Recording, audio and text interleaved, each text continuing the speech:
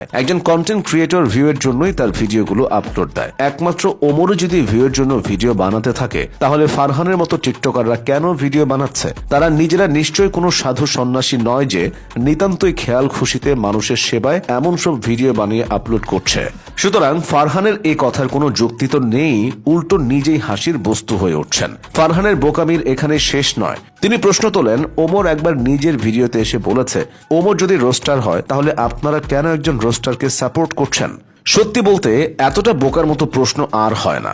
Omar on fire ইউটিউবে funny video বানান। তার ফানি ভিডিওর আড়ালে টিকটক বা সোশ্যাল মিডিয়ার কিছু মানুষের কর্মকাণ্ড নিয়ে সূক্ষ্ম বার্তাও থাকে। এদিক থেকে তাকে রোস্টার বলা যেতেই পারে। আর রোস্টার হওয়ার ক্ষেত্রেও তার প্রতি মানুষের সম্মতি রয়েছে, কারণ ওমর যা নিয়ে কন্টেন্ট বানিয়ে রোস্ট করেন সেসব বিষয়ে মানুষও একমত। সেসব কর্মকাণ্ড মানুষ পছন্দ করে না বলেই ওমরের রোস্ট করাকে সবাই সাপোর্ট করে। কিন্তু কেউ ফারহানের আজগুবি কথাকে সাপোর্ট করছে না, কারণ ফারহান নিজের ভুলকে জোর করে সঠিক বলে প্রমাণ করতে চাইছে, আবার সেটা ভালোভাবে পারছেও না।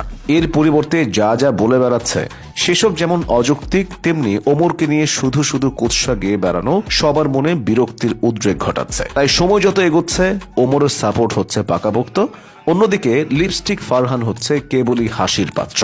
তো বন্ধুরা, আজ এ পর্যন্তই। ভিডিওটি শেষ পর্যন্ত ভালো লেগে থাকলে লাইক দিন এবং আপনাদের কি মতামত তা জানিয়ে দিতে পারেন কমেন্ট সেকশনে। এরকম আপডেট নিয়মিত পেতে চ্যানেলটি সাবস্ক্রাইব করুন এবং বেল আইকনে ক্লিক করে আমাদের সাথে যুক্ত থাকুন। সবাই ভালো থাকুন, সুস্থ থাকুন। ধন্যবাদ।